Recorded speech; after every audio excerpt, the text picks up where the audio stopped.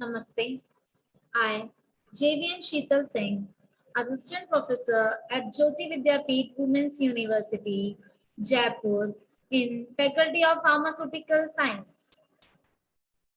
So, previously we have started the unit third, and in that we have started the neurohormonal transmission in the ANS. So, we have studied about the non-adrenergic transmission and biosynthetic pathway of non-adenylate synthesis. Then we have studied about the Na storage. Then we have studied about the Na uptake. And so now we will study the uptake and the degradation of non-adrenaline, or we can say the catecholamine. The action of release non-adrenaline is terminated mainly by uptake of the transmitter into the non-adrenergic nerve terminal. Circulating the adrenaline and non-adrenaline are degraded enzymically but much more slower than the acetylcholine. So now the uptake of catecholamine, about 75% of the non-adrenaline released by the synaptic neuron is raptured and repacked into vessels. This serves to be cut short the action of the released non-adrenaline as well as recycling it. The remaining 25% is captured by the non-neuronal cell in the vicinity, limited its local spread. These two uptake mechanisms depend on distinct transporter molecule. Neuronal uptake is performed by the plasma membrane non-adrenaline transport, generally known as NET, the non-adrenaline transport, which belong to the family of neurotransmitter transport protein. Now, the uptake of non-adrenaline is of three types. First, axonal uptake, then vesicular uptake, then extraneuronal uptake. Axonal uptake, an active amine pump net is present at the neuronal membrane that transports Na by a sodium positive coupled mechanism. It takes up Na at a higher rate than adrenaline and had been labeled uptake 1. The indirectly acting symptomatic amines like tyramines but not isoprenaline also utilize this pump for entering the neuron. This uptake is the most important mechanism for terminating the post-junctional action of Na. From 75 to 95% of released Na is retaken back into the neurons. This pump is inhibited by cocaine, desipramine, and few other drugs. Now, our second one is vesicular uptake. The membrane of intracellular vesicles has another amine pump, the vesicular monoamine transporter VMAT2, which transport Na from cytoplasm to the interior of the storage vessels. The VMAT2 transporter monoamines by exchanging with hydrogen ion. The vesicular Na is constantly leaked out into the exoplasm and is recaptured by this mechanism. This carrier also takes up Da formed in a exoplasm for further synthesis of Na. Thus, it is very important in maintaining the Na content of the neuron. This uptake is inhibited by reserpine, resulting in extraneuronal uptake of CAs. Uptake 2 is carried out by extraneuronal amine transport ENT or OCT3 and other organic cations transporter OCT1 and OCT2. into the cells of other tissue. In contrast to NAT, this uptake transporters adrenaline at a higher rate than non-adrenaline, is not sodium dependent and is not inhibited by cocaine but inhibited by the corticosteroids. It may capture circulating ADR but is quantitative minor and not of the physiological or pharmacological importance. Now, we will see the metabolism. So, the endogenous and the exogenous catecholamine are metabolized mainly by the two intracellular enzymes. First is monoamine oxidase, MAO, and catecholamine O-methyltransferase, COMT, MAO, of which there are two distinct isoforms, MAOA and MAOB, is bound to the surface membrane of the mitochondria. It is abundant in the non-adrenergic nerve terminals, but is also present in liver, intestinal epithelium, and other tissue.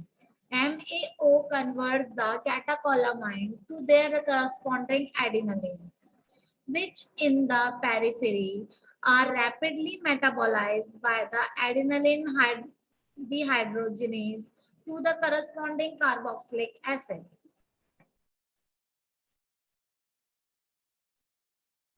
Na converted to Na by comet.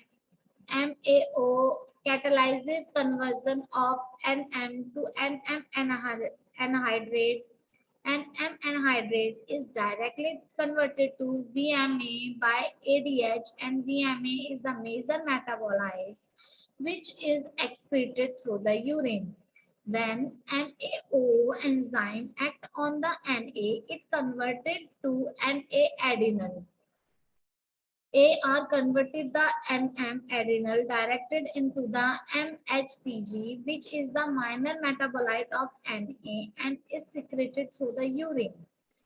ADH converts Na-adenylin to DHMA. Further, the DHMA is converted to VAM by the comet. AR catalyzes the conversion of Na anhydrate to DHPG, which is catalyzed to MHPG by comet.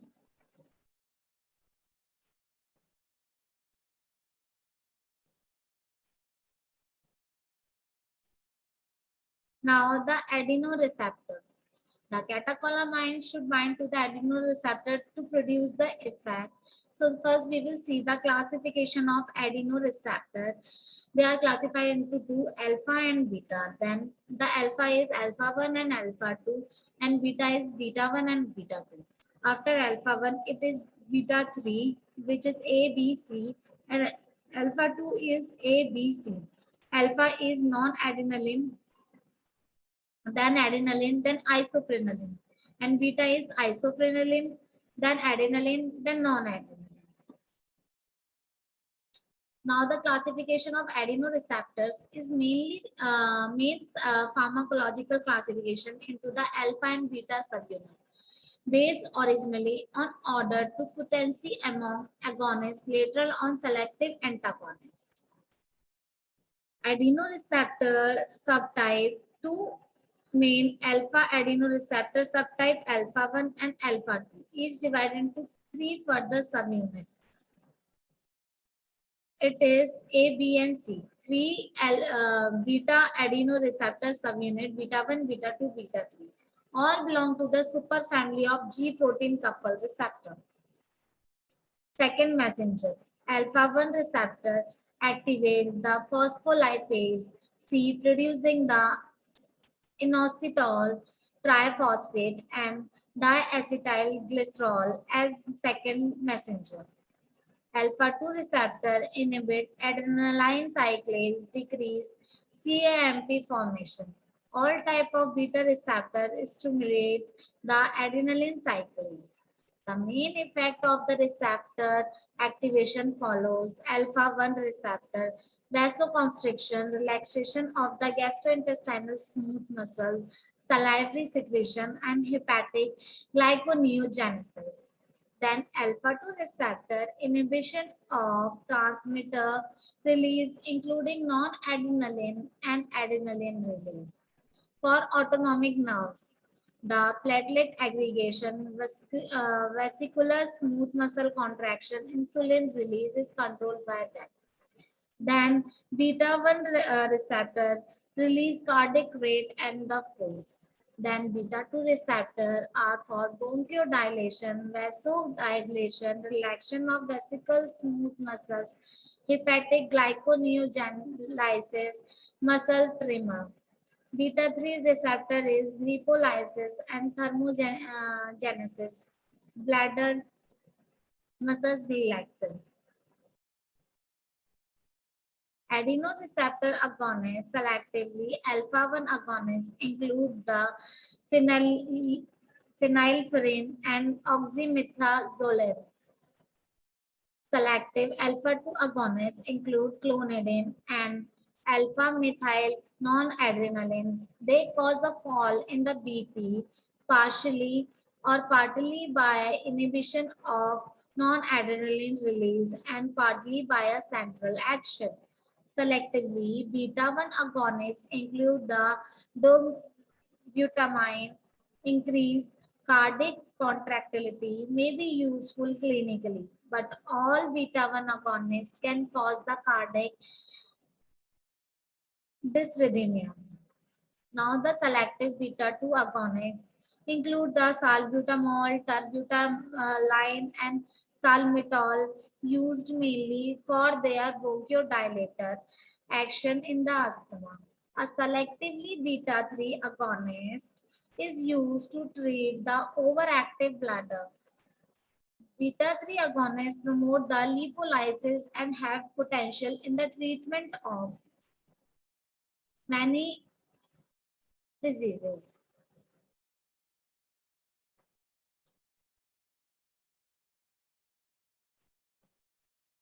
So there are some drugs, and let's see their action. Like non-adrenaline, they mainly act on alpha and the beta agonists, and they are useful in sometimes useful for the hypertension in intensive care transmitter at postganglionic synaptic neuron and in CNS.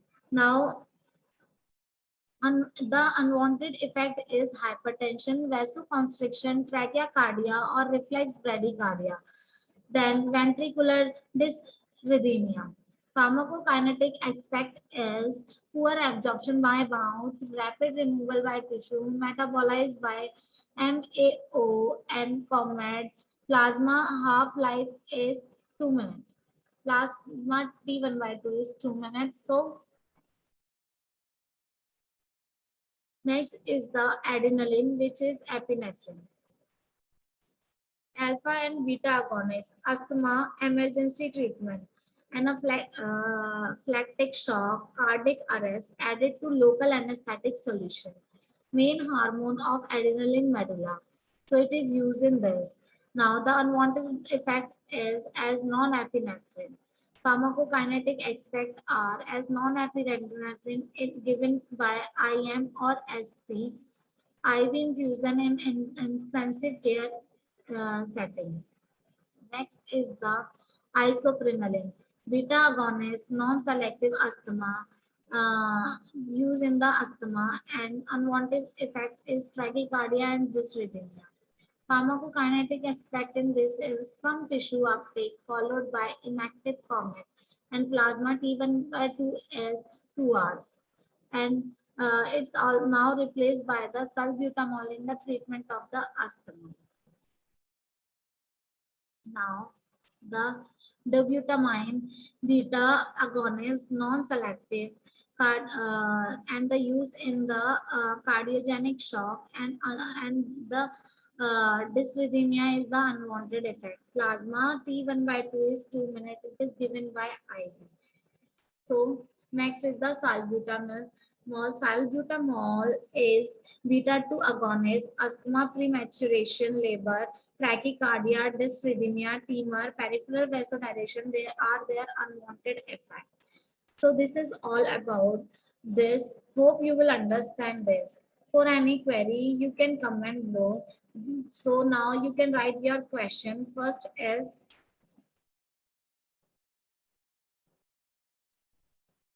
question is write a short note on the non-adrenergic nerve terminal and show the and also give the site of drug action.